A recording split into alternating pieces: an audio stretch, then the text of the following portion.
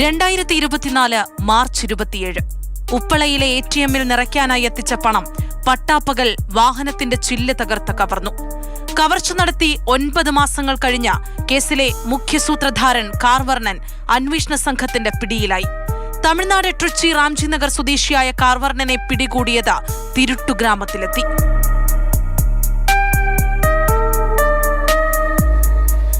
സംഘത്തലവനായ കാർവർണനും മറ്റൊരാളും സ്വന്തം ഗ്രാമത്തിലെത്തിയിട്ടുണ്ടെന്ന രഹസ്യവിവരം കിട്ടി.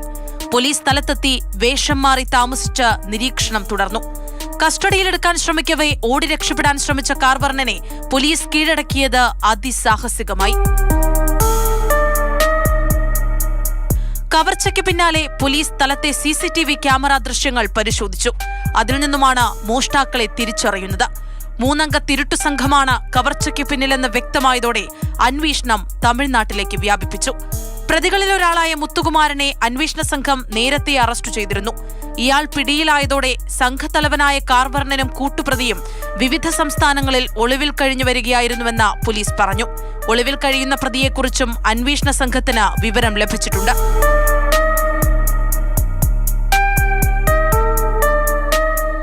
മാതൃഭൂമി ന്യൂസ്, കാസർഗോഡ്.